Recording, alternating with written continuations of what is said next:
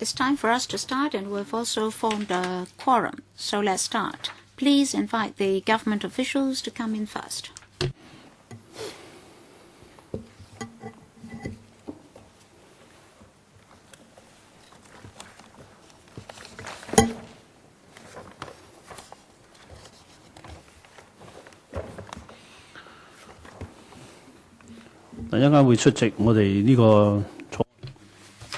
In attendance at this meeting, we have the Principal Assistant Secretary for Financial Services and the Treasury, Ms. Ada Chan, the Acting Senior Assistant Law Draftsman, Ms. Rain Chai, the Assistant Secretary for Financial Services and the Treasury, Mr. Alex Leung.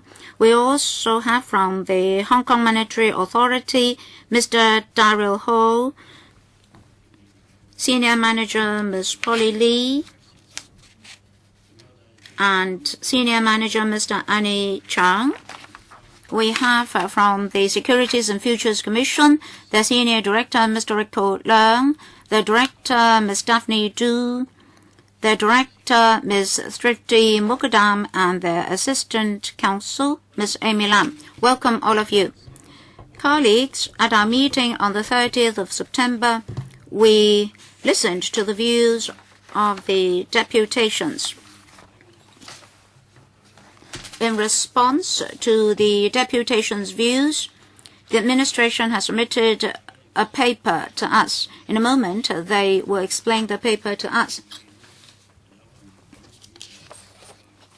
We have a paper, CB bracket 147/1314 bracket 02 from the administration. I'll first invite the administration to introduce the paper to us. I'll see whether any follow-up questions members will have. Ms. Chan? Thank you, Mr. Chairman. We've submitted a paper in response to members' request at the last meeting to explain the major objective of the amendment bill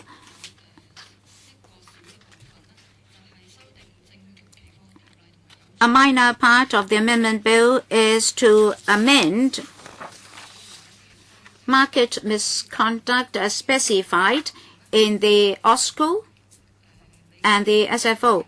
Members asked about the rationale as well as the scope of those amendments.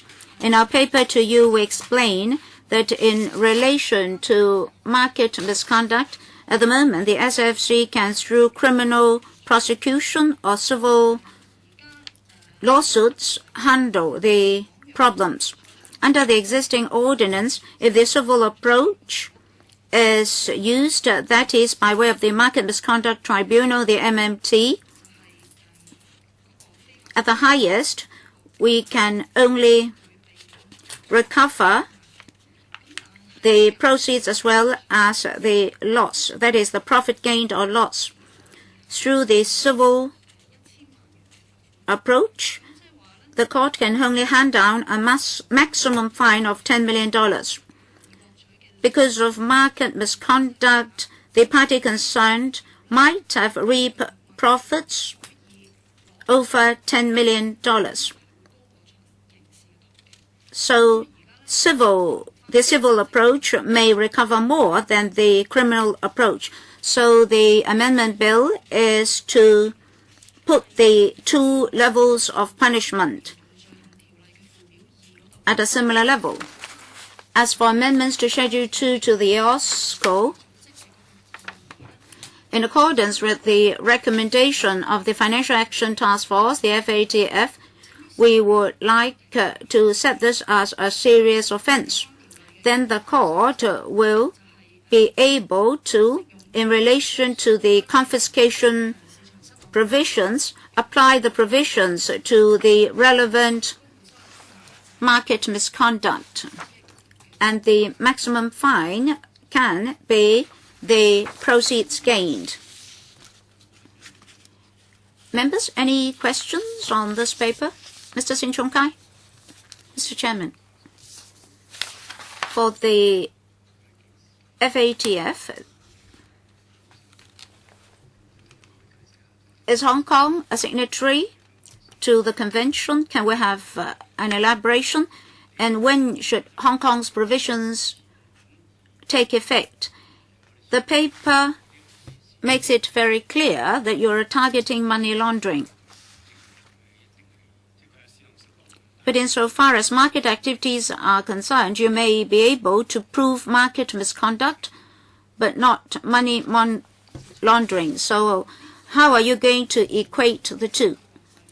Well, this special organization is an international organization with over 30 signatories. China, USA, UK are also included. And Hong Kong has also participated in those activities. In 1991, we become a member of the organization. Are we a member? Yes, we became a member in 1991. The objective of the organization is to combat money laundering.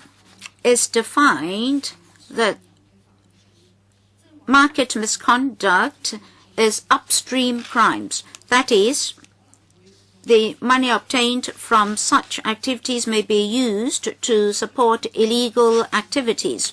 Therefore, they request their members to include market misconduct into the confiscation regime for serious crimes. Further follow-up, Mr. Chairman.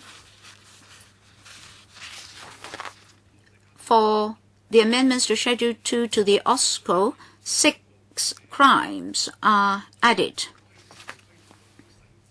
or 6 offenses are included. Has the organization specified in such details as to cover those 6 additional offenses? Thus, I'd like to know, that means I'd like to know whether or not we're proposing something excessive or insufficient.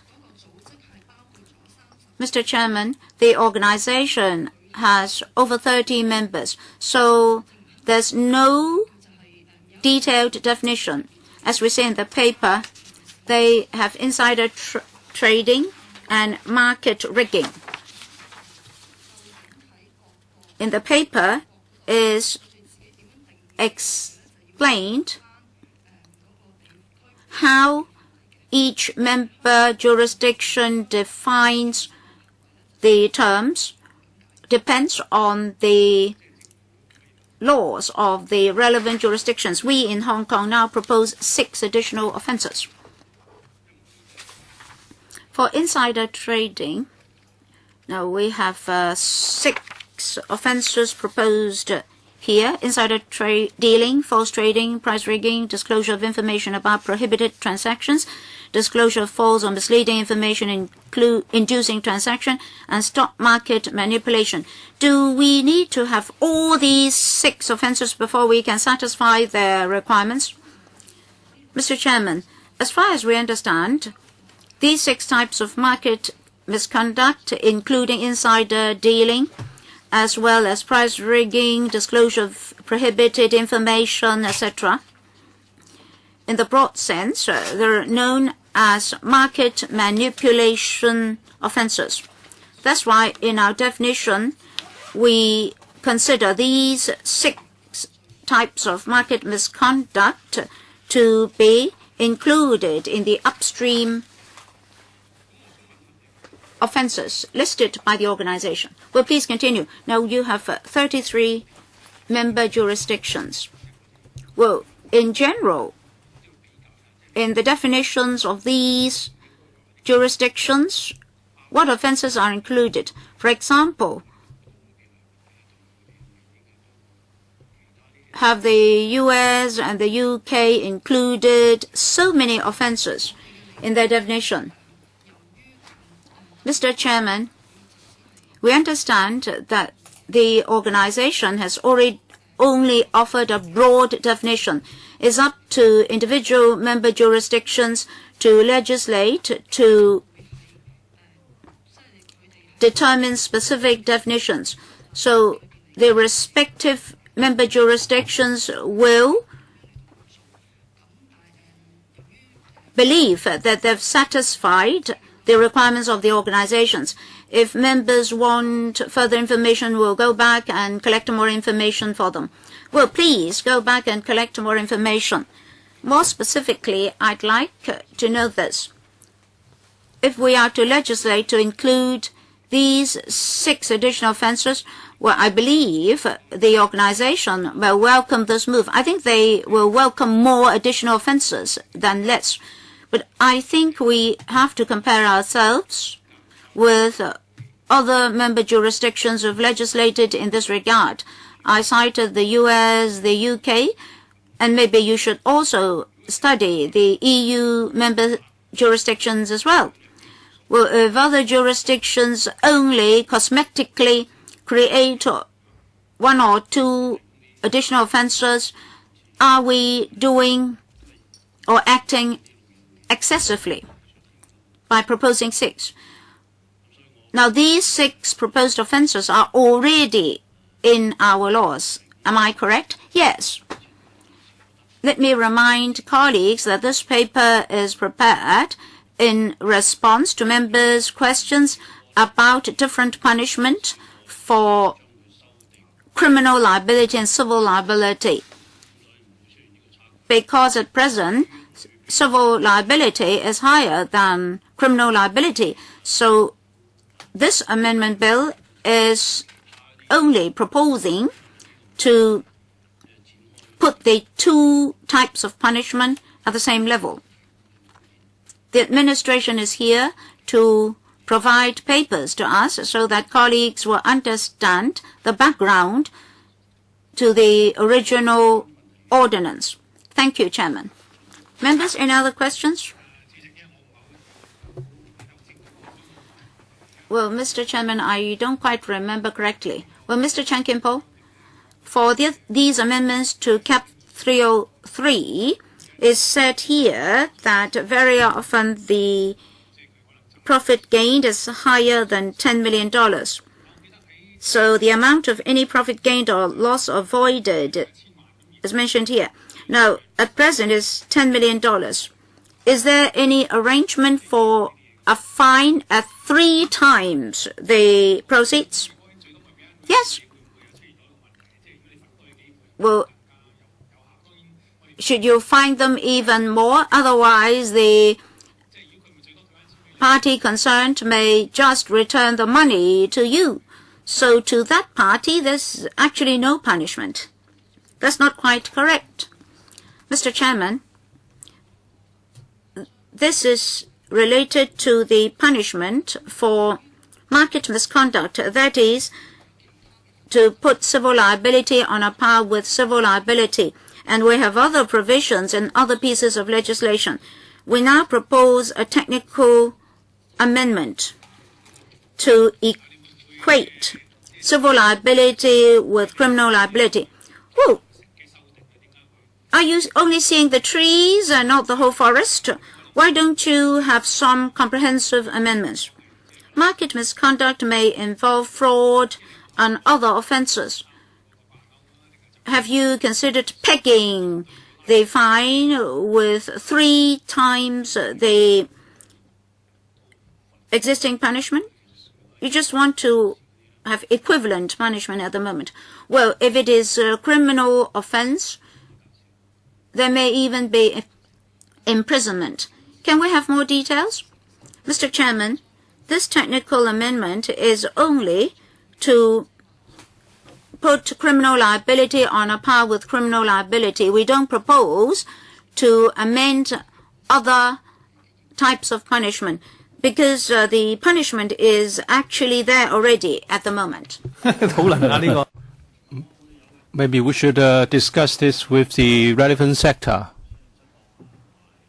Well, in the discussion over the SF bill,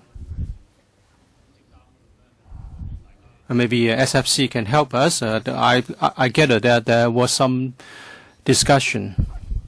Maybe we can be refer to the relevant sources so that we can access the information. Any further questions?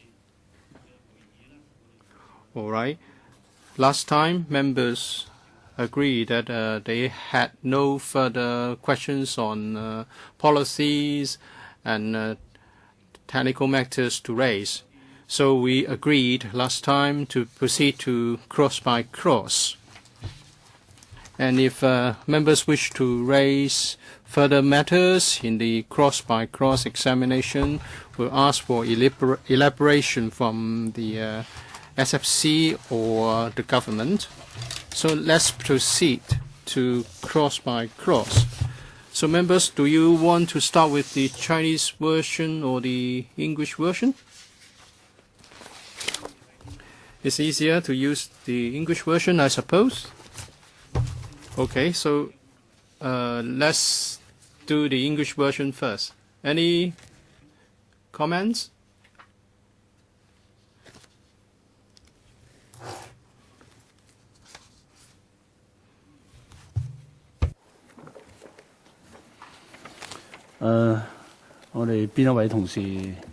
Who would help us in our cross by cross? Maybe I can start first.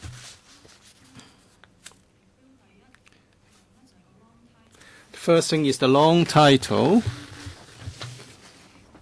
There are a few parts here. The purpose of the bill to provide for the regulation of activities and other matters connected with over-the-counter derivatives products. And secondly, under the long title, there are other matters which are technical or incidental in nature. And then lastly, to clarify and extend the protections given by Part 3 of the Ordinance, which means that Part 3 of the SFO provides for some overriding provisions concerning insolvency. According to the bill, market participants have to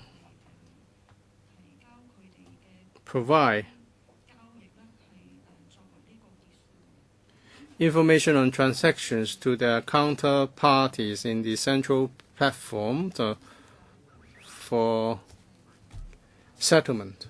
So here some protections are accorded to the market participants, and hence the proposed requirements. Next, to provide certain notifications and reports to be filed electronically. Such notifications and reports are about disclosure of interest. We want to make the information available in a timely manner, which is market sensitive. It's not really related directly with over-the-counter derivative products, but we just take the opportunity to introduce the amendment this time. Next, to provide for disgorgement orders for market misconduct offenses, and to make amendments to the Organized and Serious Crimes Ordinance concerning orders for market misconduct offenses, which are what we have tried to explain in the paper.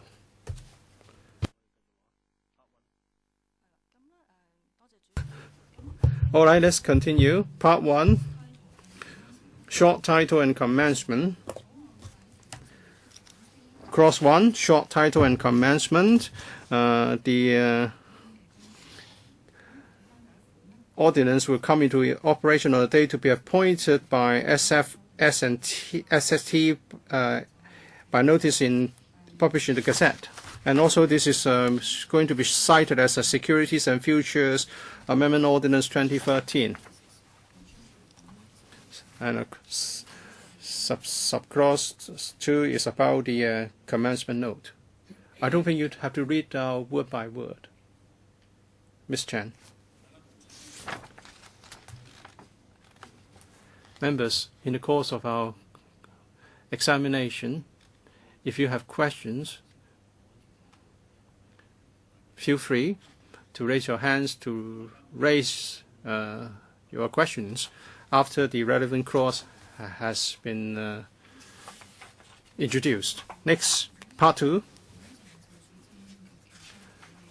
This part is related to regulation of over-the-counter derivative transactions and in the SFO.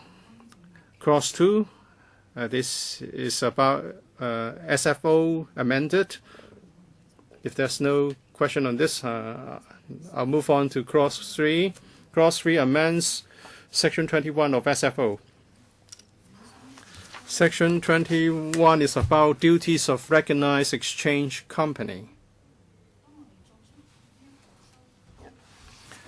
After the amendments are passed, recognized exchange company will be recognized as trading platforms for OTC derivative products. So the duty will be extended to cover OTC derivative products. That's under Roman 3 in subsection 1A. And a recognized exchange company has a duty to ensure that OTC derivative products are traded through the facilities of the recognized exchange company in an orderly manner. Mr. Sin Chung Kai, do you have any definition about any definition on OTC derivative products? Do you cover everything that are being traded? I think there's something here. The definition, if you look at the blue bill, is a C1253. You can see the definition there. OTC derivative product means a structured product. That's in C1253. We can have a discussion when we go to that schedule. All right, we can continue. Thank you. Clause 4 amends Section 27 of SFO. And Section 27 is about production of records, etc., by recognized exchange company. Since a recognized exchange company can be designated a trading platform, then therefore the duty, the scope covered will be extended to futures contracts or OTC derivative products. I have a question about recognized exchange company or companies. Do you only include Hong Kong X or other overseas exchanges? At present, recognized exchange company means exchanges under Hong Kong X. But in the bill, 101I4, we sets out that people in or outside Hong Kong can be designated a central counterparty. And then on 101J4, there's a similar provisions regulating the recognition of a trading platform. Okay?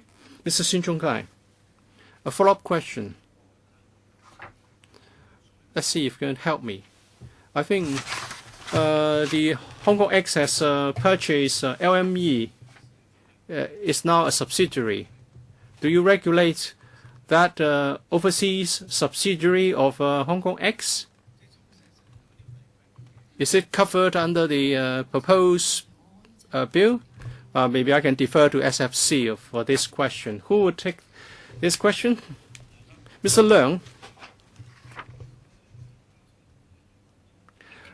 Hong Kong X has purchased LME, but under the SFO, the recognized exchange company has a definition. It means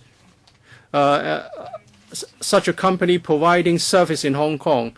So although LME is a subsidiary of Hong Kong X, it's not subject to regulation of under SFO. In the future, let's say LME comes to Hong Kong and develop its business here, then it may have to apply to be recognized as a recognized exchange company. On that basis, it will be subject to regulation. Clause 5 is Clause 5 amends Section 38 of SFO. Section 38 is about duties of recognized clearing house.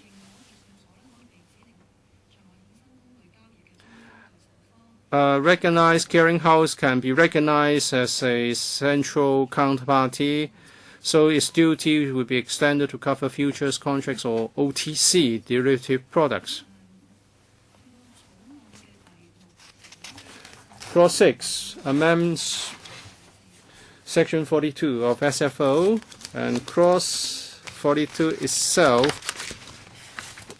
regulates the production of records, etc., by a recognized clearing house. Since a recognized clearing house can be recognized as a counterparty, therefore we need to amend Section 42 to cover OTC derivative products. Mr. Sin Chung Kai, concerning books and records, do you cover internal records as well? Ms. Chen? Yes.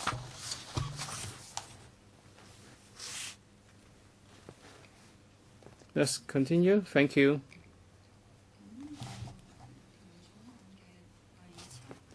Clause 7 amends Section 63 of SFO. Section 63 is on duties of recognized exchange controller, and that is the controller of a recognized exchange company or recognized clearing house. Since a recognized exchange company or a recognized clearing house can be recognized as a trading platform or counterparty, therefore the duties should be extended to cover OTC derivative products.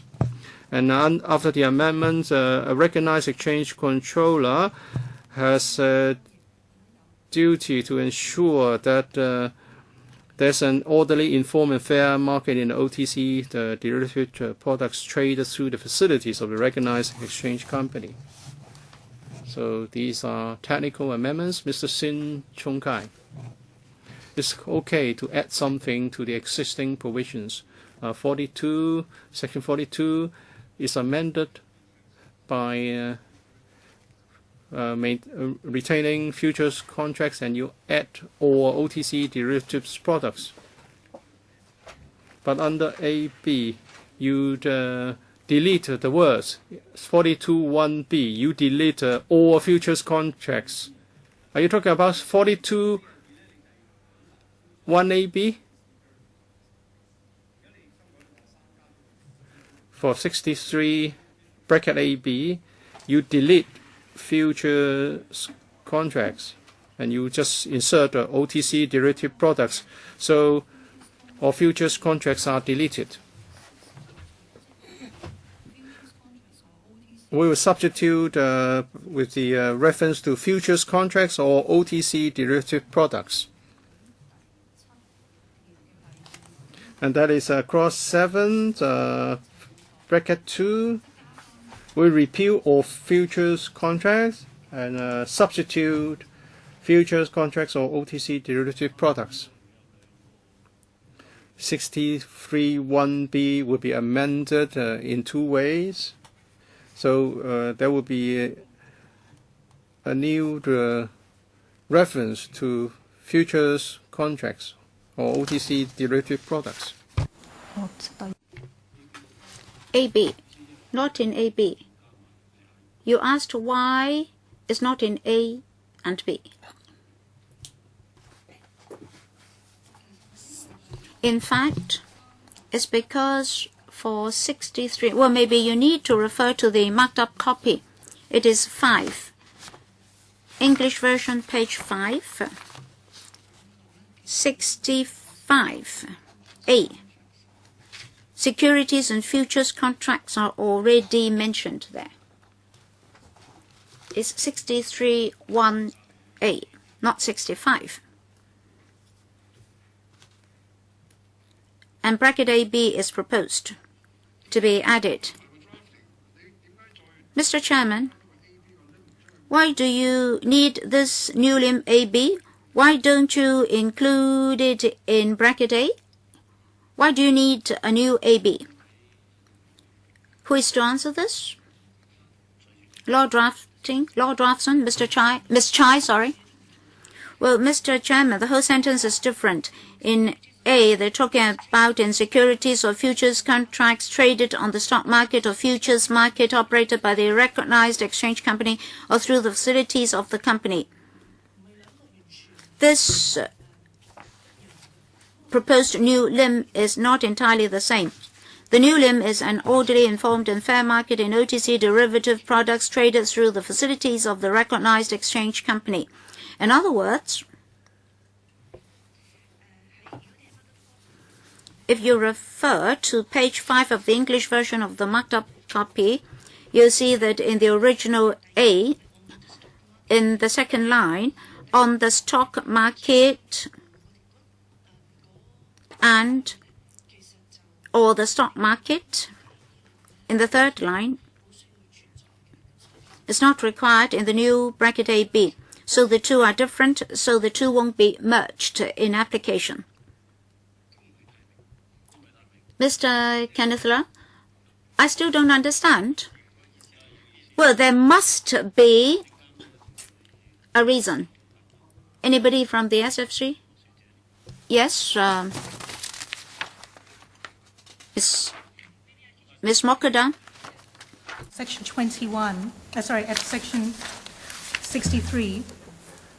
If you look at 63(1)(a), we're talking about trading of securities and futures on two things. One is the stock market or futures market operated by the REC, and secondly is facilities provided by the REC. So it's two different things. One is they talk about the market, and the second is they talk about facilities. In the case of OTC derivatives, because we're talking about over-the-counter products, so they won't be traded on a market. So we can't use the language in A. We have to have a separate provision which talks only of facilities and not about the markets. Okay. 明白。Okay， 好，咁我哋繼續啦。All right, understood. Please continue. All right, let's move on to clause 8 of the bill. This is to amend section 71 of the ordinance in relation to production of records, etc., by recognized exchange controller. Same as section 63. Under this amendment bill, the recognized exchange or recognized exchange controller may be in respect of any trading in OTC derivative products traded through the facilities of the recognized exchange company of which it is a controller. So we propose to add Roman 2A. Any question? No? We move on to clause 9. Thank you, Chairman. Clause 9 is a rather important part of this amendment bill. At the beginning, we'll define the important terms under OTC derivative transactions. For the interpretation, it will be added to Section 101A of the SFO. The first term is clearing obligation. In Chinese, is 结算责任. This is to echo in the ordinance the added 101C. That is the obligation therein. The next term is clearing rules, 结算规则 in Chinese. This is to echo the new Section 101L.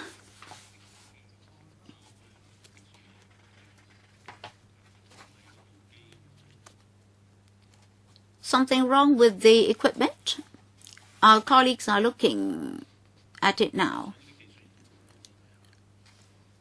The technicians will help with the system. Nothing to do with the neon lights. No, nothing to do with the neon lights? No, nothing. Yes, thank you.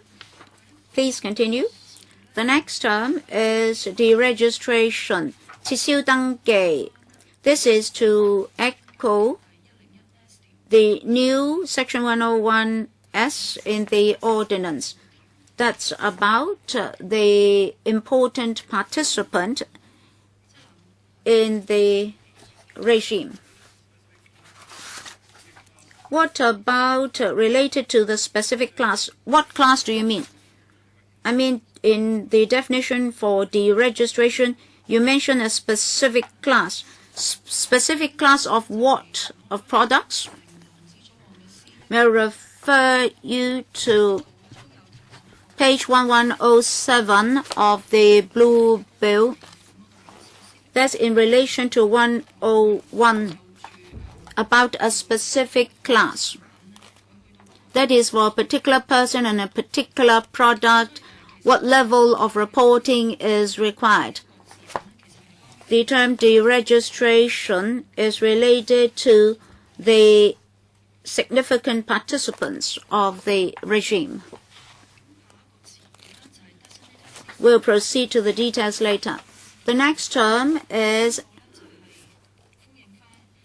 designated CCP, 指定中央對手方. This is related to the new Section 101I. In accordance with that new provision, we'd like to have this definition. The next term is designated trading platform, 指定交易平台. This is to echo the newly proposed Section 101J for the ordinance. And then designation rules, 指定規則, to echo the new Section 101N of the ordinance. Notification 據報 should be designation rules.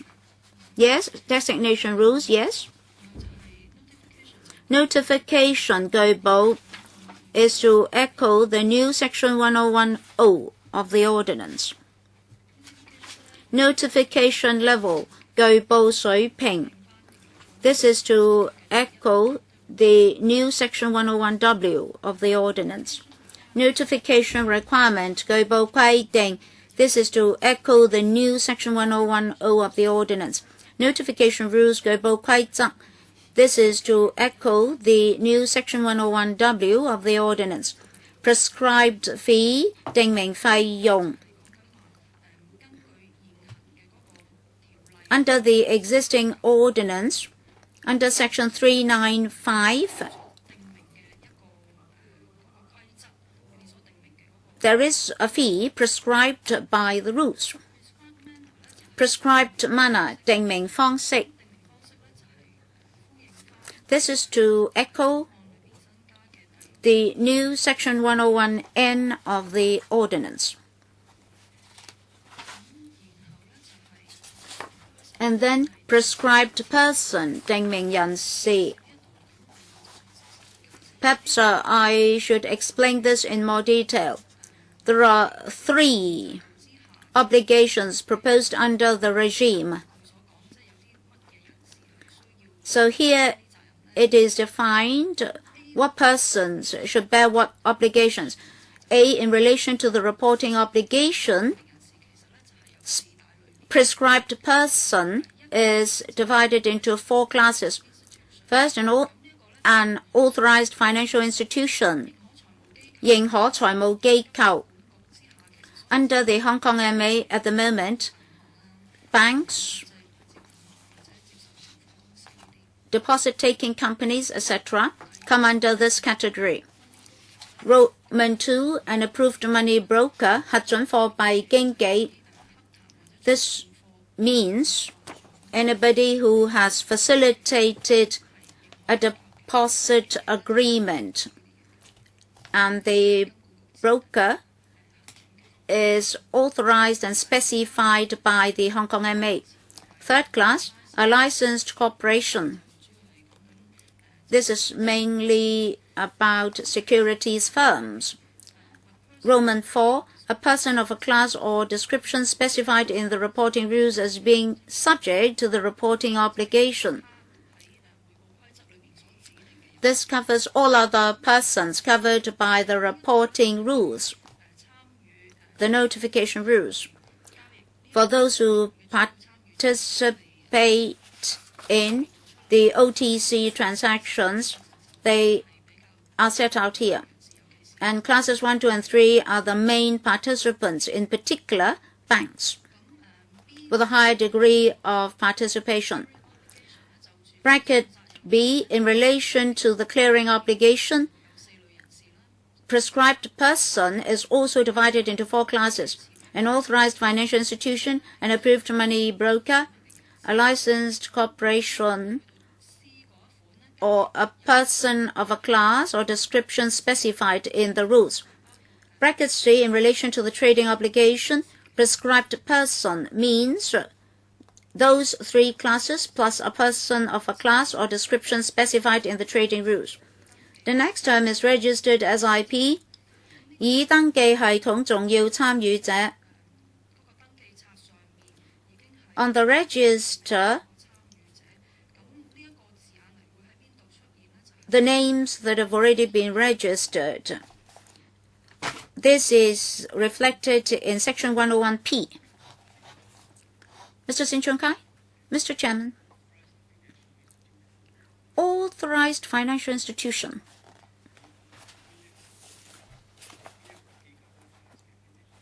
Does the ordinance or the bill specify which authorized financial institution? Oh, you're going back to the previous provisions. Right, A, B, C. Yes, yes. The definition for prescribed person. Mr. Chairman, under the SFO in Schedule 1, there is a definition for this. Authorized financial institution means under the banking ordinance, the authorized financial institution. In general, we're referring to banks. Mr. Kenneth Leung, Mr. Chairman, in these definitions, CCP, SIP, etc., that are in capital letter abbreviations, where are they defined? Registered SIP and designated CCP. Where can we find the definitions for the abbreviations?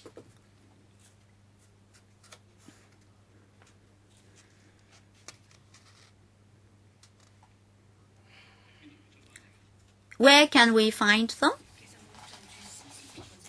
For CCP and SIP, we don't have separate definitions. In fact, when they are used, they'll be used in relation to other provisions. Say for CCP, later we mention central party. Central counterparty is CCP. So we don't have separate definitions. Therefore, in this definition, designated CCP is included. Mr. Chairman, I don't understand. As a professional, I can't understand this. So, laymen would like to have clearer definitions. Well, Mr. Chairman, common sense tells us that for any abbreviation, they should come after the detailed name or term and should be put in brackets. Mr. Chairman, SIP is systematically important participant. Why do we need this abbreviation? Because if every time we need to add the word registered in front, and then, well, I don't think we are challenging your use of abbreviations. Well, the first time we see this is a C1063, and you see SIP, but you cannot find what SIP stands for, or a systematically important person. You don't know that. You have to read the entire bill. SIP can stand for other things. But in C1065, I see SIP register. So if we state that SIP means systematically important persons, then it's only useful in the definition, in the interpretation section, but not in the clauses. Under the normal drafting principles, we will not define something just to appear in the interpretation section. Whenever we mention SIP in this bill, we are just talking about one type of person or company, and that is systematically important participants. 呢個係我哋呢邊個理解嚟嘅。That's the common understanding.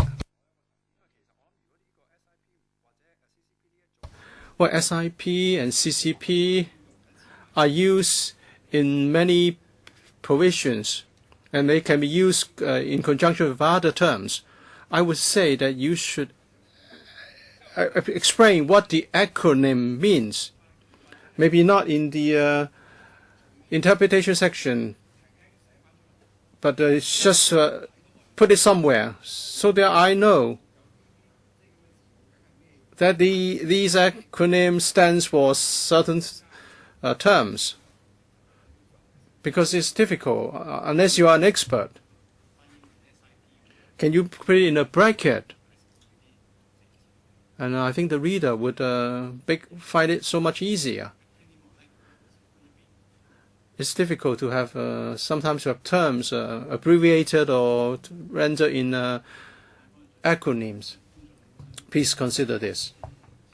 Usually, if you have a term, when it appears for the first time, we have it in full, and then you can have a acronym to stand for that full term, and then subsequent references to this same term can be rendered in an acronym.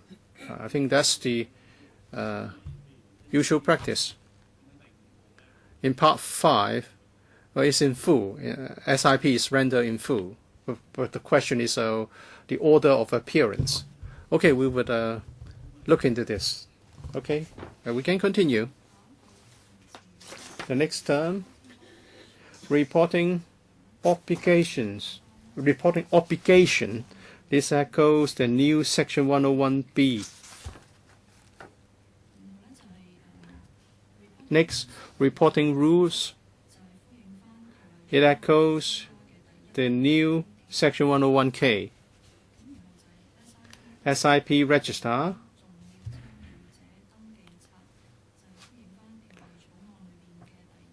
Echoes the new Section 101P. As regards the previous comment that we should somehow make or render SIP in full, we'll consider this. Next, specific class. It means a particular class or description of OTC derivative transactions. Specified OTC derivative transaction. This in relation to the reporting obligation, the gearing obligation, or the trading obligation, as the case may be, the relevant transactions. Next, systematically important participants. It echoes the new Section 101O.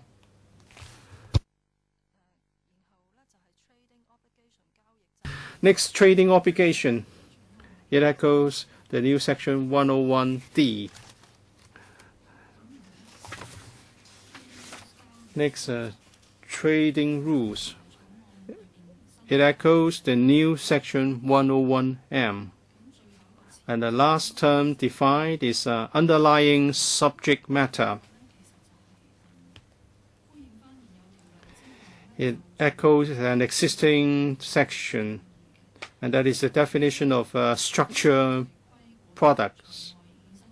This bill is to regulate OTC derivative product, but there is an underlying product for every derivative product. So we call the underlying product the underlying subject matter. Okay. Division 2. Thank you, Chairman. Division 2 is about reporting, clearing, and trading obligations. Again, this is a very important division. Maybe I can give you an overall description before I proceed to the clauses. These are only applicable to the designated or prescribed persons, i.e. authorized FI, approved money broker, licensed corporation, or a class or a person of a class or description specifying the relevant rules. And we are only going to specify certain contracts to be subject to the duties, and that is the non-delivered swap contracts, which are standard products. And also in the future, Hong Kong MA, after consulting the public and the financial secretary, would consider whether the scope should be further expanded. Now let me talk about the relevant clauses. 101B, reporting obligation. A prescribed person must report a relevant transaction. And prescribed persons include an authorized FI, an approved money broker, a licensed corporation, and so on. And under sub-clause 1, the report must be submitted to the monetary authority, and it should be in accordance with the reporting rules. This comes in the form of subsidiary legislation, which will only be made by the Hong Kong MA after consultation. Bracket 2, this subsection applies to an OTC derivative transaction that is specified in the reporting rules, and also is specified in the reporting rules in relation to the prescribed person, and it's a transaction that has to be reported to the monetary authority. Ms. Sin Chung Kai. We have talked about the policies, but I have a question. Why report to the monetary authority? Well, the monetary authority exercises oversight over such transactions, and the monetary authority is already in possession of a database on such transactions. In the 2 rounds of public consultations, the respondents agree that it should be reported to the monetary authority, and the administration agreed. What about the role of SFC? The role of SFC is in the setting of rules. MA and SFC would discuss the matter, the rules, although the rules are to be made by the MA, but the MA will only make the rules after consulting the SFC. So MA is responsible for this. And in this part, in this division, SFC plays no role. The report is to be made to MA. But what about failure to comply? Would it be dealt with by SFC, not MA? There are other provisions to deal with defaults. So the SFC has no access to the reports submitted. Well, the report is to be submitted to the MA only. If I may, I would like to supplement. Regarding the reporting obligation, under the Hong Kong MA, there's a database. So we operate the database, we collect the data, and the participants have to submit a report, and the report will be stored in the database. There will be data from banks and also companies regulated by SFC.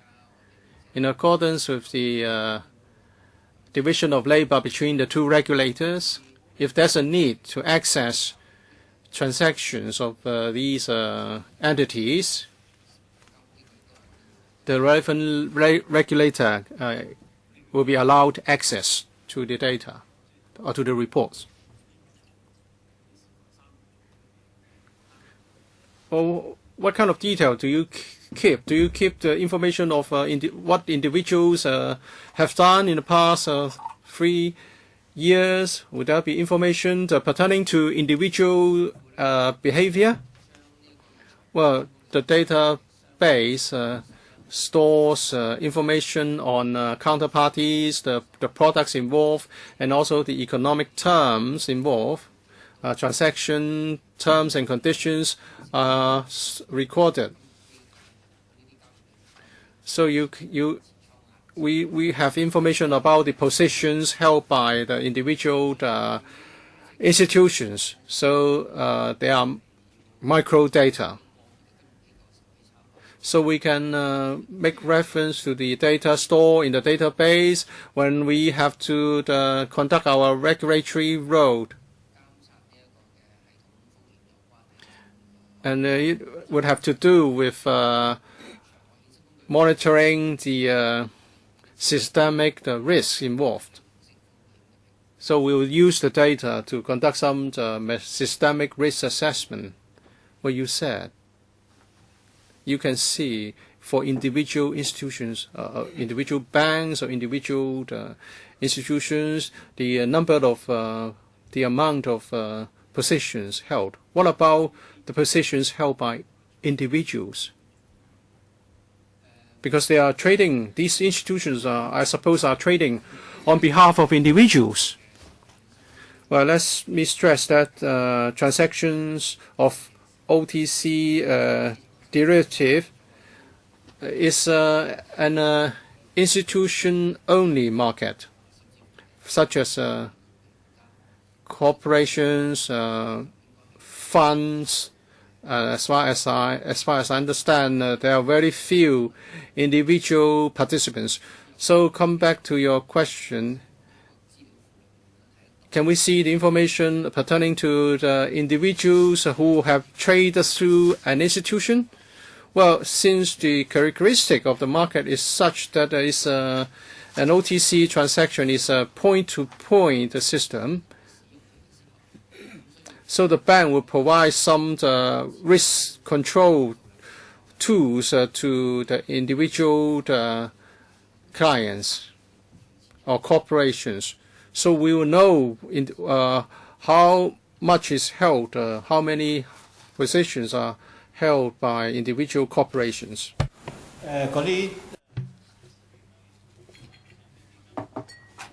What about the Blackpool transactions?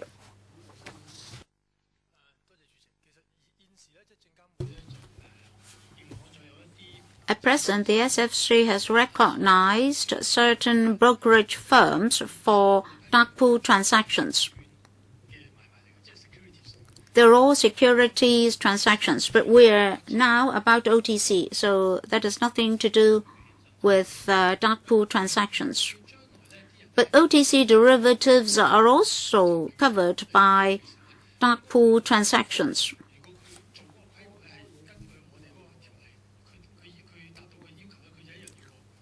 Well, reporting is necessary so long as the criteria spelled out in this bill and ordinance are satisfied.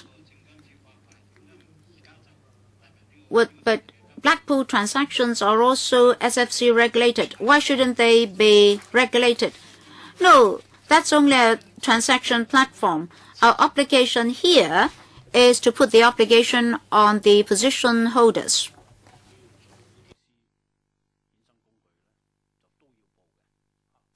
So, be it dark pool or white pool transactions, reporting is necessary for these OTC derivative transactions.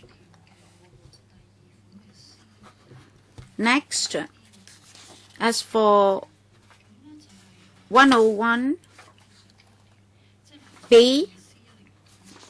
that is page C1069 of the English version of the Blue Bill B. If the OTC derivative transaction satisfies the circumstances specified in the reporting rules, then reporting is required. C is about a transaction that does not come under the circumstances specified in the reporting rules. Still,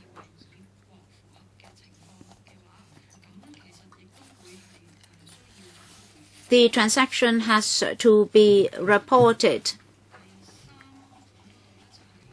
under certain circumstances. And then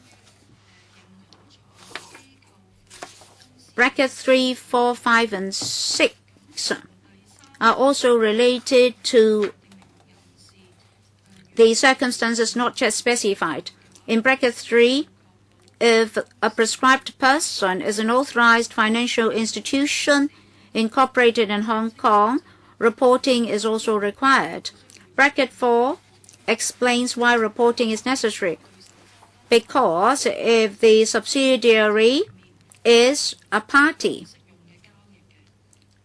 is a counterparty, then reporting rules are still applicable.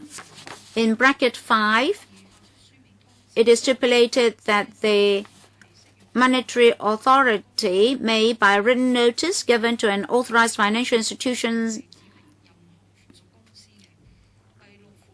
specify for the purposes of subsection 3 a particular subsidiary, more than one subsidiary, or subsidiaries generally.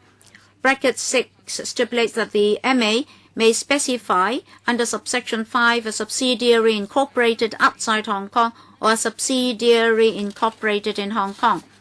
So 3, 4, 5, and 6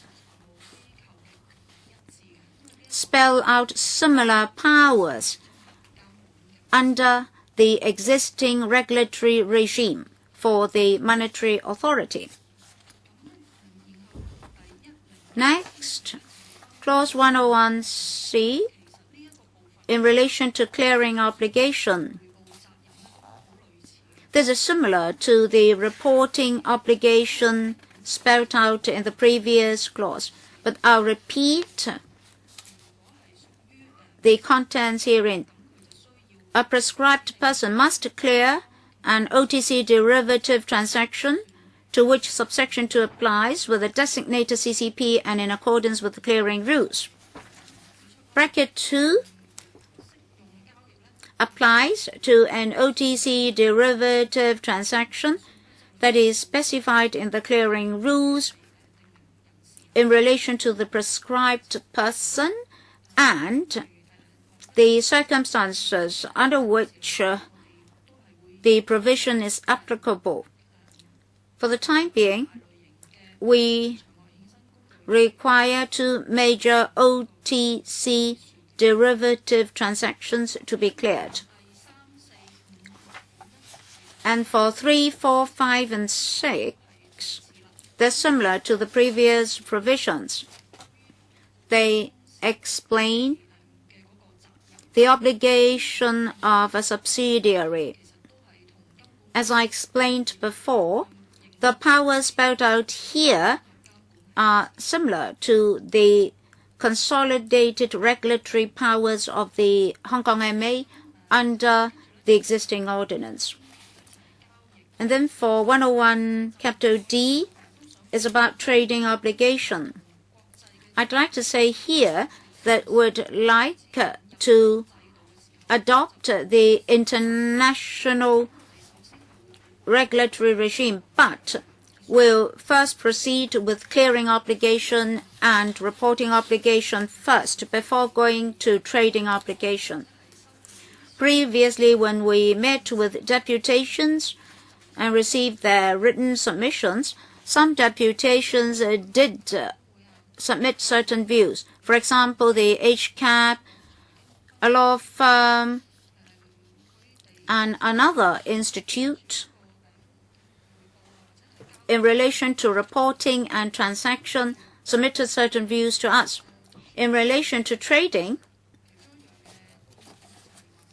one of the views put forth is that if we don't apply trading obligation in the initial stage of the bill, why should we have a clause here? But we'd like to follow the international practice, because internationally, in general, they include trading obligation in their laws. So if we have this in our law, then in future, it can take effect at the time we specify. This amendment bill covers a certain number of areas, and trading obligation will be done at a later stage. Because in Hong Kong we have an international market, so we have to follow the international practice. Against this background, let me also explain the provisions under trading obligation. Bracket 1, a prescribed person must execute an OTC derivative transaction to which subsection 2 applies only on a designated trading platform and in accordance with the trading rules. Bracket 2, what is an OTC derivative transaction? It is specified in the trading rules, and the circumstances of application are also spelled out here. And then subclauses 3, 4, 5, and 6 are similar to those under reporting obligation and clearing obligation in relation to the obligation of an authorized financial institution, and the powers delegated to the Hong Kong MA are the same as the regulatory powers at present under the ordinance. Clause 101, capital E, the objective is the same as that in 101F. So members will see that the provisions herein are quite similar, but the targets are different. 101 capital E targets an approved money broker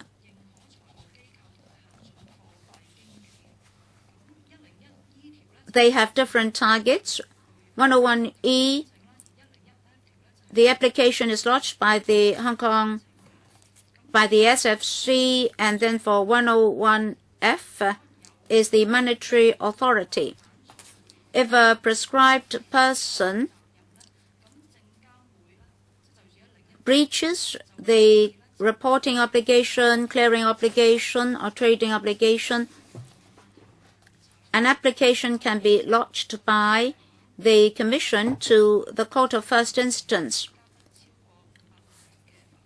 And if the court is satisfied that there's no reasonable excuse for the contravention, a financial penalty not exceeding $5 million may be imposed on the prescribed person. There are similar provisions in 101F. If you refer to 1063, you get classes 1 and 2 in 101E and classes 3 and 4 in 101F. That's correct. Next, clause 101G, exemptions from obligations. 101G and 101H should be read together. 101G is about exemptions from obligations. How to go about this? We have to follow a set of guidelines, and that is under 101 capital H. Why should we have a clause on exemptions from obligations? Because we need to maintain flexibility. This is a new regulatory regime. In the USA, right from the very beginning, they said that the regulatory regime will be imposed in phase. No action letters are issued, and certain obligations are given temporary exemption. For the time being, we've not considered granting any exemption for any obligation, but this is a new regulatory regime, so we'd like to keep flexibility. Against this background, I'd like to explain 101 capital G to you. Bracket 1, on application by a prescribed person and on payment of the prescribed fee, the Commission may, with the consent of the MA, exempt the person from a number of obligations, including reporting obligation, clearing obligation, and trading obligation. And conditions can be imposed on granting the exemption. Bracket 2. Well, please wait. Mr. Chairman, concerning these exemptions, in future subsidiary legislations, will the conditions for exemptions be spelled out? And will these be one-off exemptions? Will the conditions be reviewed? Will the exemptions expire by a certain date? Well, exemptions will only be granted on application by a prescribed person. Perhaps the administration should explain whether these are one-off exemptions or temporary exemptions. Mr. Chairman, for the time being, we've not considered granting such exemptions. So whether or not they should be one-off or temporary, we would like to include this bracket B under bracket 1. That is, in future, conditions can be imposed, and we can work on the conditions in future. Mr. Chairman, a follow-up question. By prescribed person, what do you mean? Apart from commercial institutions, will quasi-official bodies be included as well? I mean, in the transaction of OTC derivatives, well, I don't know. Perhaps the Hong Kong MA may also be involved in such transactions. Will the Hong Kong MA be covered or will they be exempted? Hong Kong MA or SFC can supplement. Mr. Ho, whether or not the Hong Kong MA will be affected by the amendment bill in relation to OTC derivative transactions, as the Hong Kong MA is part of the government, such exemptions will not be applicable to the Hong Kong MA. So, Hong Kong MA will not be regulated by such provisions when it engages in such transactions. But for the mortgage corporation, for example, which is owned by the administration to have transactions with OTC derivatives, will it be covered? Under the definition for prescribed person, such companies will be regulated. Any supplement from SFC? I just want to add, for the question of whether or not quasi or semi-official bodies will be covered, the answer is yes, they will be included. For OTC derivative transactions, they have to do reporting, clearing, etc. Mr. Sin Chung Gai, here, SFC is empowered to grant exemptions.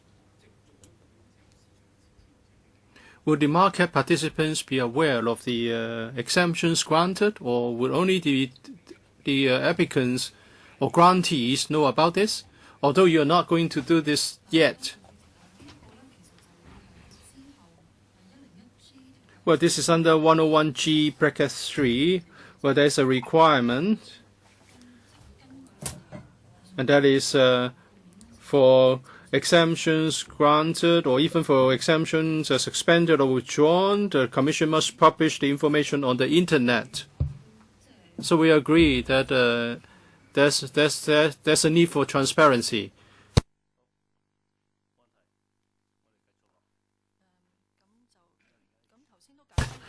Let's continue.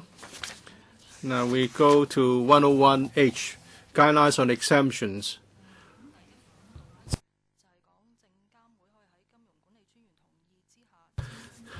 The Commission may, with the consent of the MA and after consultation with the FS, publish guidelines for granting exemptions.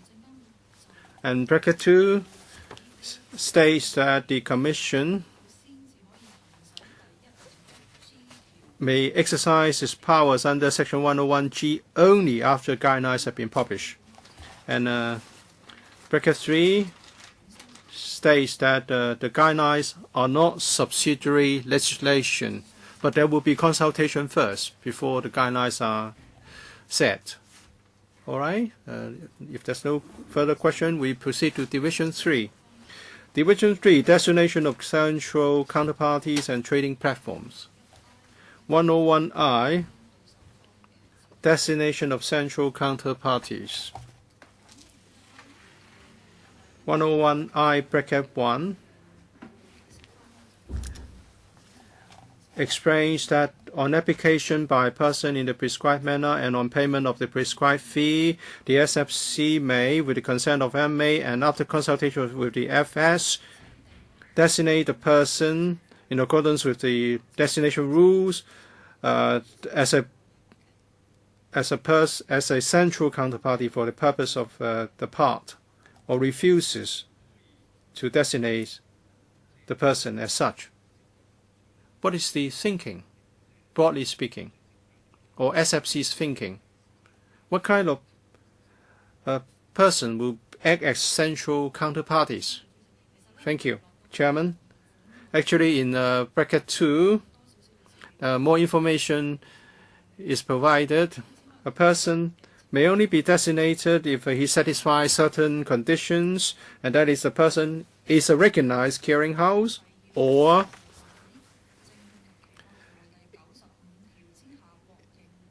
is a person authorized under Section 95, bracket 2 to provide automated trading services, ATS providers, in other words. And also this echoes bracket 4. A person outside Hong Kong or in Hong Kong may be designated under the section. In Hong Kong, we have a recognized trading or clearing company. If a person outside Hong Kong wants to act as such, it has to apply under Section 95, bracket 2 to become an ATS provider. Let's apply this to the actual situation. Are you talking about Hong Kong X as the central counterparty? Hong Kong X has announced its interest in this market, and they have set up an OTC clearing, OTC derivative clearing facility, and they have already said that they would like to apply to be a recognized clearing facility.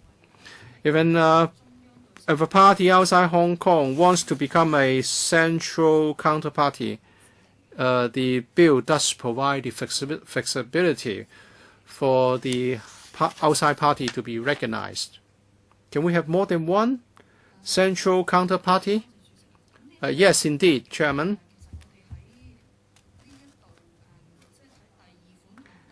In bracket 2 and bracket 4, we already provide that we can recognize not just a recognized clearinghouse, but also an ATS providers both in Hong Kong and outside Hong Kong. So please, that's class 3 and class 4, I think. All right, let's continue. Bracket 5. The Commission or SFC may, impose conditions, amend or revoke the condition, or revoke the designation. Bracket 6 is a procedural provision. Before the SFC exercise a power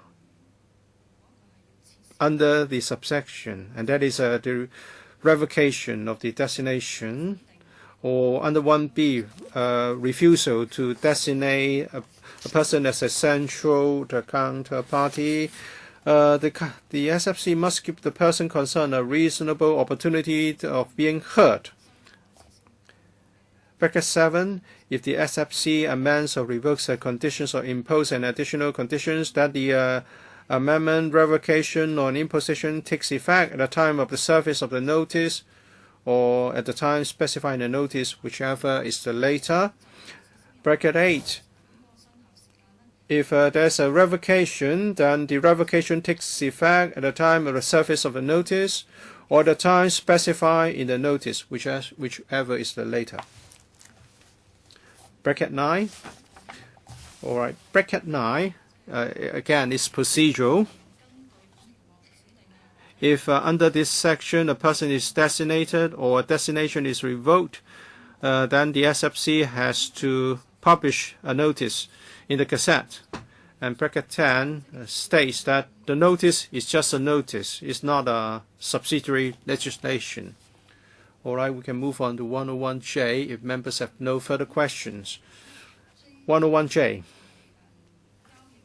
designation of trading platforms. It's similar to the provision on central counterparties. But here, well, let's look at bracket 2. A person may be designated only if the person is a recognized exchange company or is an ATS provider. But so far, we haven't got plans to implement the provisions on trading obligations. So the designation of trading platforms will be something for the future. And bracket 4 states that a person outside Hong Kong or in Hong Kong may be designated under this section. And bracket 5, 6, 7, 8, and 10 sets out the procedure and the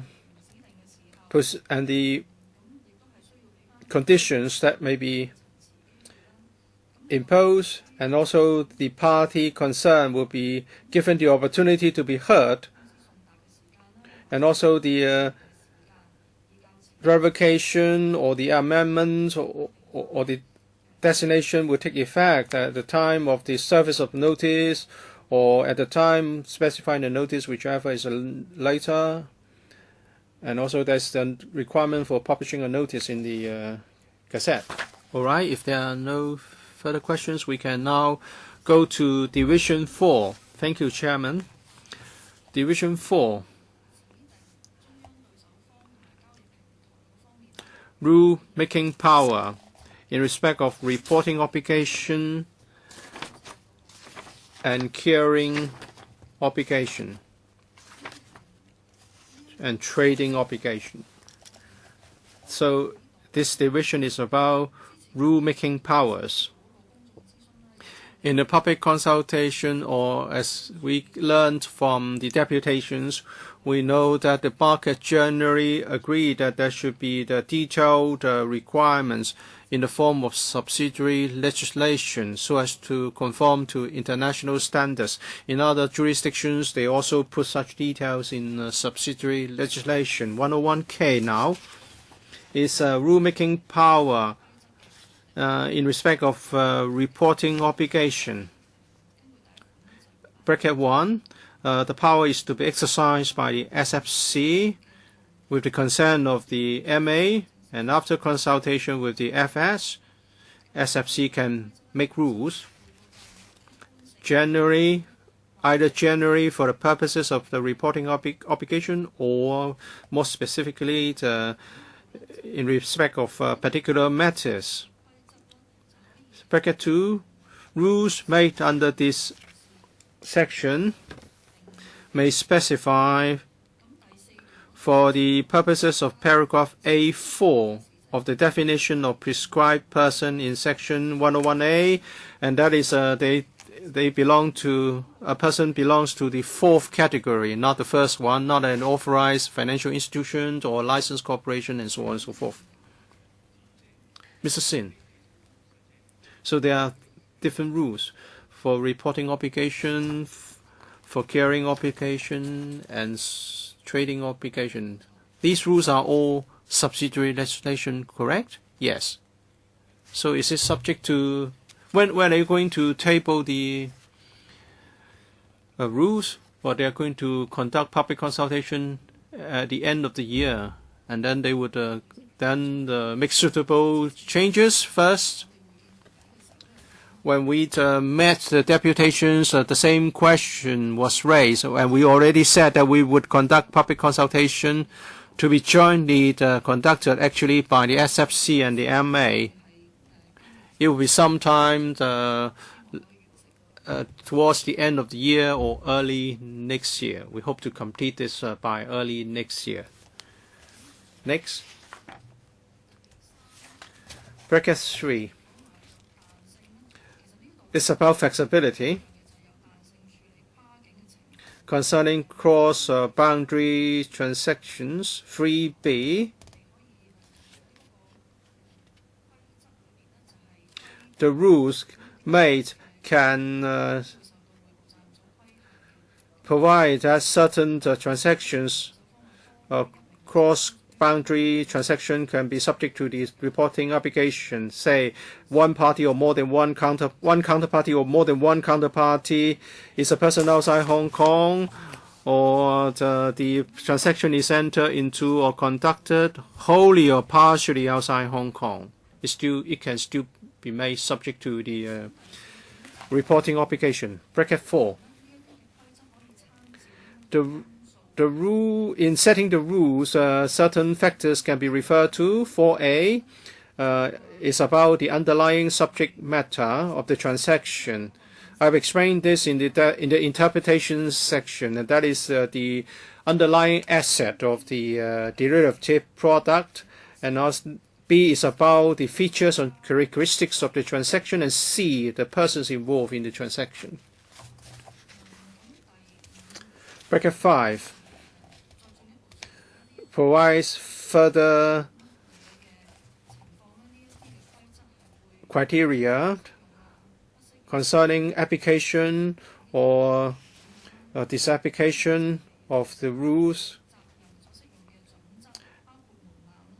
That would include the threshold or the circumstances or criteria for different prescribed persons or different OTC derivative transactions. Bracket 6. Rules made under this section may provide that a prescribed person is subject to the reporting obligation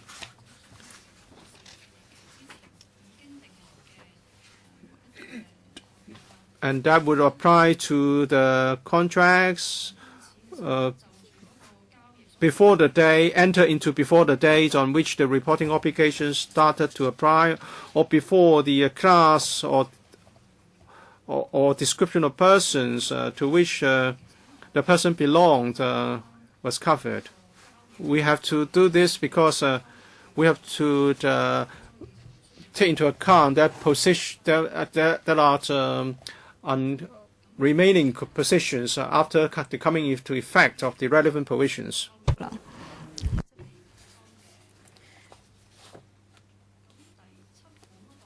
For bracket 7, it covers technical amendments. Rules made under this section may specify the form and manner in which a specified OTC derivative transaction is to be reported to the Hong Kong MA. what content should be included, what system should be used, what documents, information, or particulars should be submitted, and also in E, any other matter relating to the procedure. For bracket 8, rules made under this section may specify that reporting can be done by a third party, a subsidiary specified under the section, that is, a counterparty to the transaction may do the reporting or through a third party, and the circumstances in which a prescribed person is liable for failure to comply with the reporting obligation. Any questions? If not, 101L. Thank you, Chairman.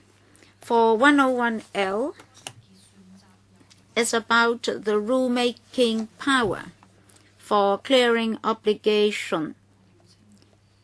We'll call these clearing rules in future. It's just like in 101K in relation to the powers for making rules. Sorry, just now I was not here. I wonder whether this question had been asked. I'd like to know the legal status of the rules. Is it between a principal ordinance and a piece of subsidiary legislation? And who's going to interpret the rules? Mr. Chairman, the rules will be in the form of subsidiary legislation. The SFC, after consulting the Hong Kong MA and the Financial Secretary, can make the rules.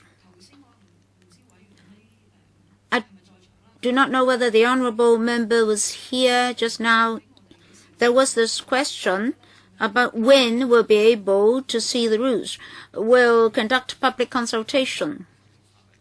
So the rules are subsidiary legislation. Yes, and in relation to the subsidiary legislation, we'll conduct public consultation. So members of the public will be able to read the whole set of draft rules before they're enacted. Yes, they'll also be submitted to the LegCo for scrutiny because they're subsidiary legislation. All right, 101L, bracket 1. The Commission may make rules generally for the purposes of the clearing obligation or to prescribe particular matters. Bracket 2, rules may specify a class or description of persons, recognized financial institutions, recognized monetary brokers, and statutory bodies. As for other classes of persons, powers are stipulated here for defining such other persons. Bracket 3, in the rules, cross-boundary circumstances can be handled.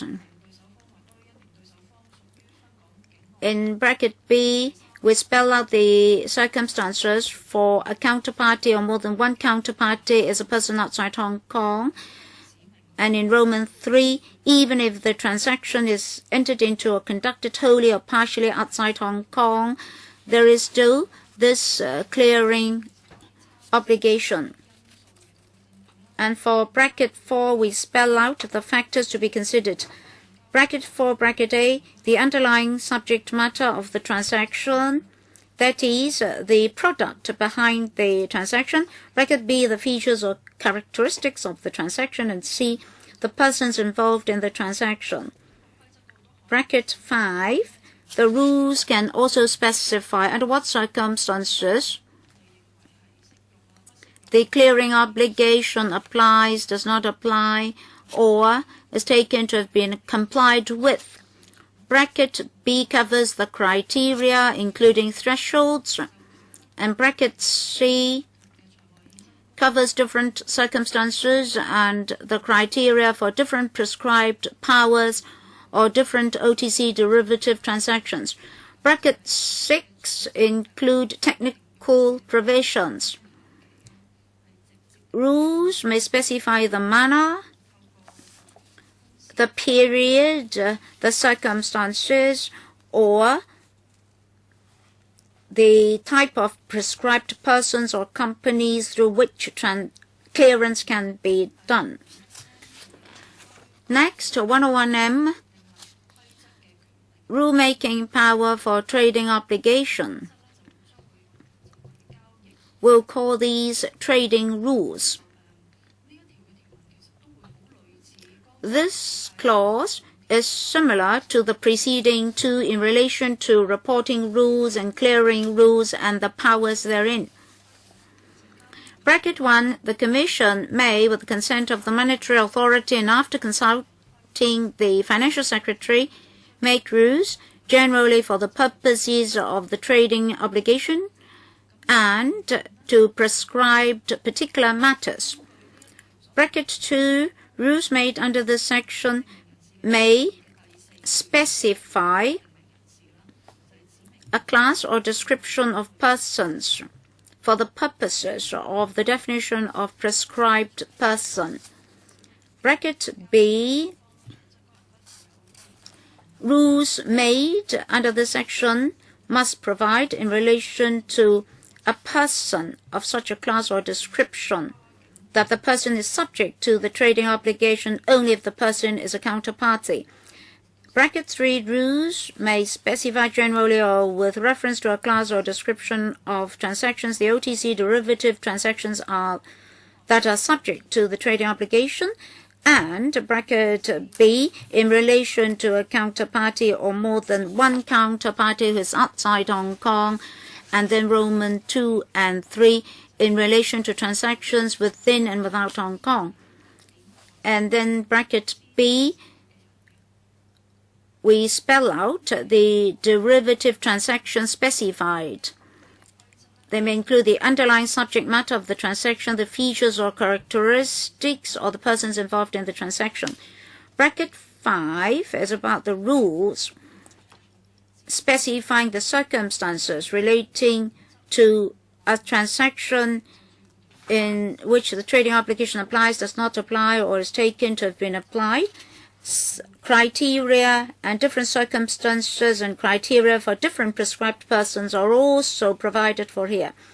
Bracket 6, in relation to rules that may specify the manner, the circumstances for direct and indirect obligation, a person, a described person that is executing the transaction, and a subsidiary that is a counterparty that may execute the transaction.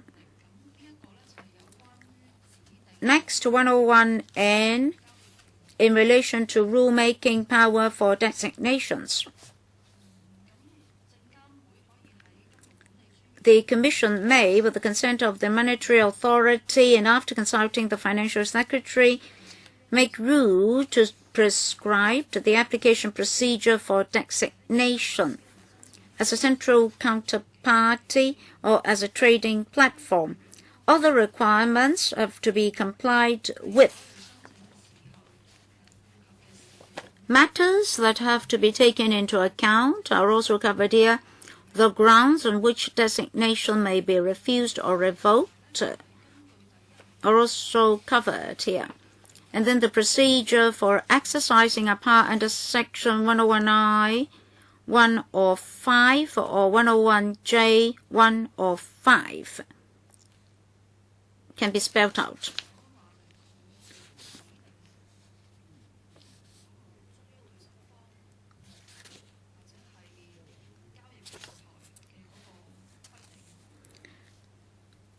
In rejecting a central counterparty or a trading platform, procedures can be spelled out under these rules. Mr. Leung? Thank you, Chairman. I'd like to follow up on these rules making power.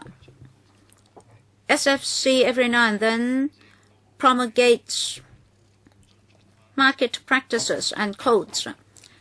And usually the market has to observe the code of conduct promulgated by the SFC. What about this rule-making power for designations? You need the consent of the monetary authority, and you need to consult the financial secretary. In future, for OTC derivatives, does the SFC have to go through such a complicated series of procedures? In future, for OTC derivatives, if any code of conduct is to be promulgated, what procedures have to be adopted? Perhaps I can defer to our colleagues in the SFC. Mr. Leung? Mr. Chairman, in the whole set of proposals, there's division of labor between the SFC and the Hong Kong MA. For OTC derivatives, Hong Kong MA will be responsible for banks and the brokers, and will be responsible for the brokerage firms, the licensed brokerage firms. We already have a code of conduct for securities and futures transactions. For OTC derivative transactions, we believe the code of conduct may have to be amended in certain areas. But of course, the code applies to all products and markets. Perhaps new provisions will have to be added to the code of conduct because of the new requirements. The code of conduct targets licensees, namely the brokerage firms. In future, the Hong Kong MA will be responsible for regulating the banks.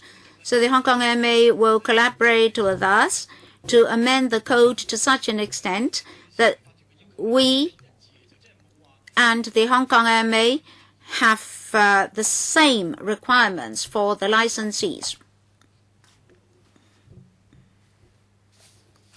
Please continue. Division 5, systemically important participants.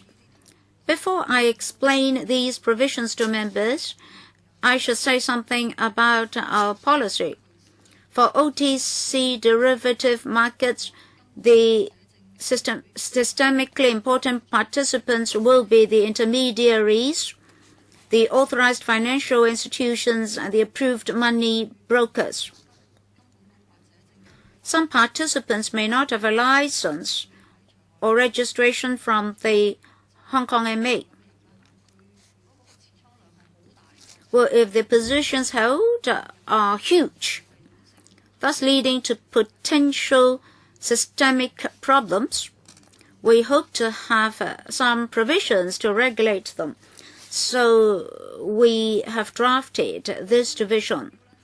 The regulatory objective is to relieve worries about these SIPs. So the participating thresholds are very high. So only very few market participants will be covered by this division. Normally, companies and individuals should not be holding positions to such a large extent as to be covered by this division. So I'll proceed to explain the provisions to members. 1010, for these provisions relating to SIPs, they are not applicable to an authorized financial institution, an approved money broker, or a licensed corporation, but they're engaged in OTC derivative transactions. Bracket 2 stipulates that a person to whom this section applies must notify the Commission in accordance with subsection 3 if the person's position in a specific class reaches the notification level. Bracket 3 stipulates that a notification must be given in writing and within the period prescribed by the notification rules. And bracket 4 further stipulates that a notification must contain sufficient information to identify the SIP, to identify the specific class to which the notification relates, and to show that the notification level has been reached. And bracket B stipulates that information prescribed by the notification rule should be the covered in the notification. Bracket 5. A person who fails to comply with the subsection commits an offence. Bracket 6. A person who commits an offence is liable to a fine of $5 million and to imprisonment for 7 years. This is the same penalty as trading without a license. Questions? No? Let's move on. 101P. The SFC must maintain a register of SIPs. It should be maintained in a certain form. It's a technical requirement in bracket 2. It can be in a documentary form or otherwise. Then in a documentary form, as long as it's capable of being read or reproduced in a legible form. Bracket 3. The SIP register must be made available to the public at all reasonable times so that the public can ascertain whether they are dealing with a registered SIP, and also in the register, the particulars of registration of that SIP can be accessed. Bracket 4 provides that at all reasonable times, a member of the public may inspect the SIP register and also obtain a copy of a particular entry or an extract of the register. Please move on. Bracket 5. If there's a document purporting to be a copy of an entry in the register or an extract of the register which has been certified by an authorized officer of the SFC as a true copy of the entry or the extract, then it's admissible as evidence in any legal proceedings. Bracket 6 provides that the SFC must make the SIP register available to the public in the form of an online record. That is to be uploaded to the web. 101Q. 101Q. Registration in SIP register. Here are some additional provisions. The SFC may enter in the SIP register in respect of a person who has complied with the notification requirement, and the information may include the name of the person, the specific class in respect of which the notification level has been reached. So we're not talking about the amount of money, but just the class and the name of the person. Bracket 2. If a person who has purportedly given a notification which are not actually in accordance with the relevant section, the Commission may enter into the SIP register in respect of that person's information, i.e. the name of the person and the specific class in respect of which the notification level has been reached. Bracket 3.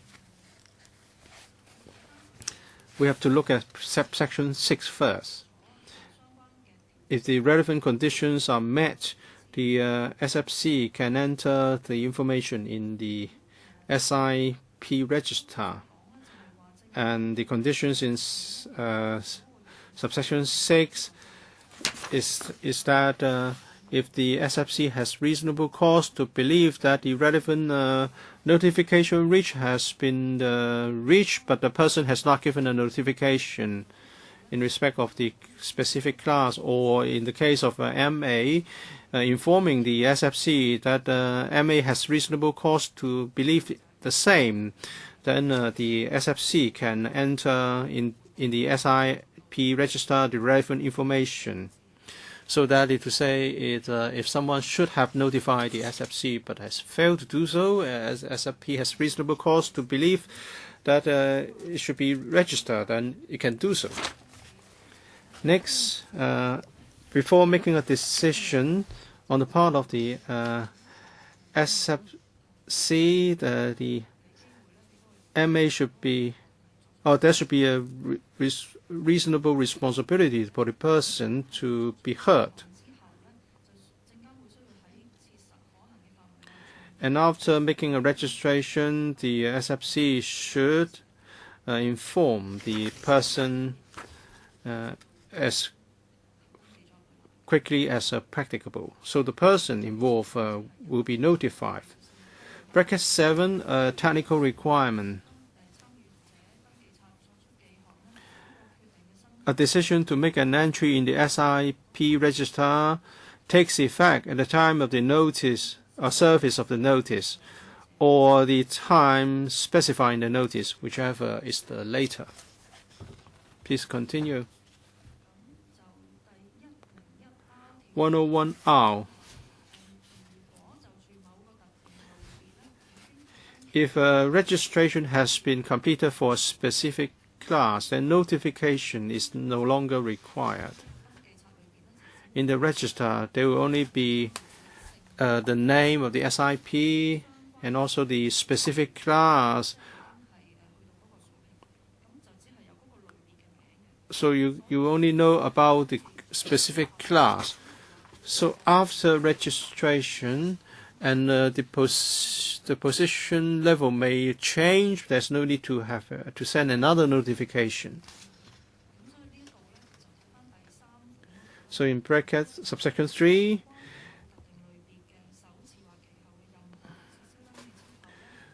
it states that a person whose position in a specific class reaches the notification level after the first or any subsequent the registration for that specific class, then subsection 1 does not affect the application of section 101(0) bracket 2, and that is a notification is a new notification is required after the registration, i.e. after the threshold is reached again. 101R3, there's a drafting point that I would like to draw members' attention to. It's a page 35 in the also, and then comma in bracket subsection 3, and in Chinese 其外, and then also a comma. There's a drafting point here. We seldom see also comma in Hong Kong laws. I don't know whether it's got to do with the latest drafting style.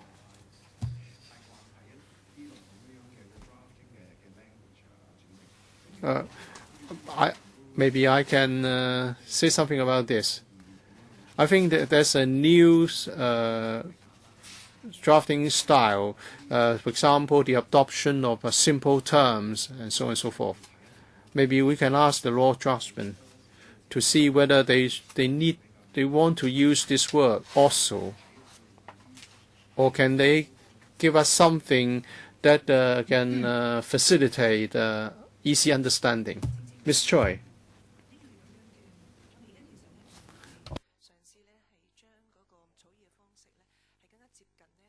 Well, we want to use language which is more easily understood. So instead of rather the complicated terms that are not easy to understand, this is what we call the narrative style. So in a section, we may have different subsections, and when we read the section, we don't want to repeat the previous terms. It's just like reading a prose, an essay. And that is the drafting style we now adopt. But maybe when they first appeared, members will think that they are not familiar. But actually in other jurisdictions, in legal documents, you see more and more such terms. That's a trend. It takes some time to get used to. We will have to make sure that the reader would get the meaning.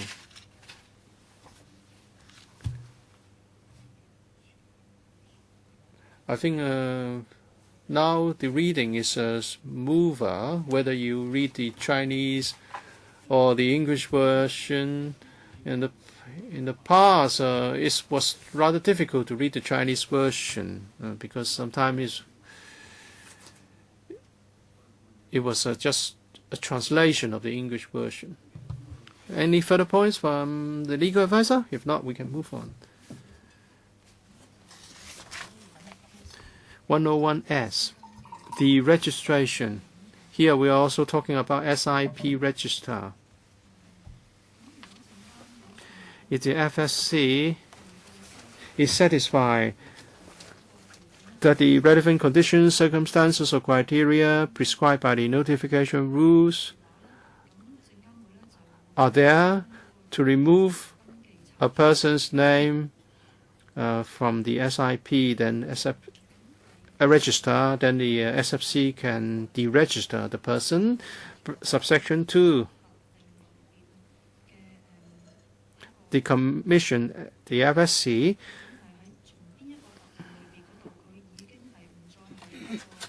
must remove from the SIP register a specific class entered in respect of a person's name if it's satisfied that the relevant conditions, circumstances, and criteria have been met.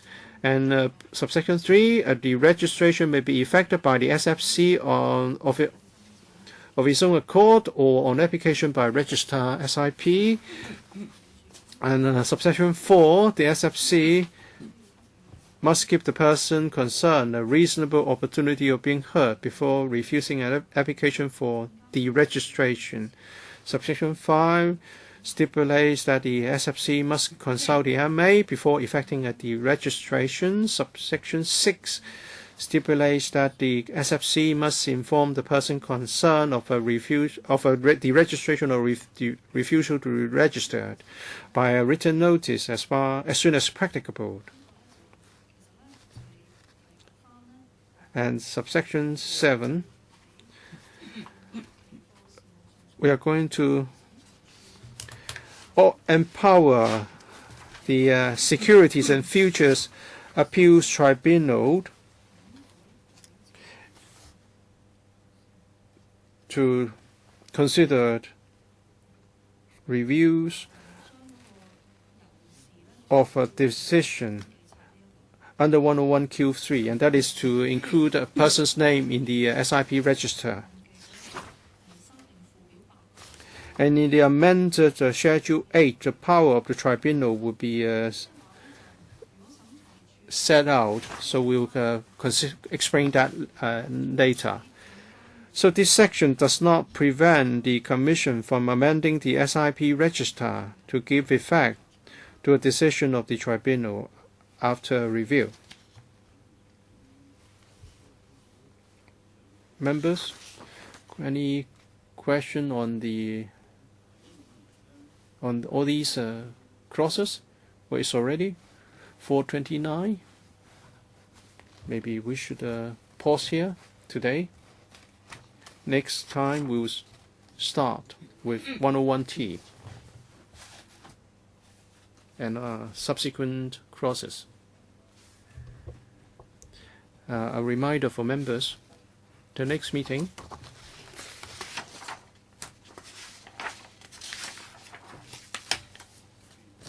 is to be held on the 28th of October, on Monday. We start at 10:45.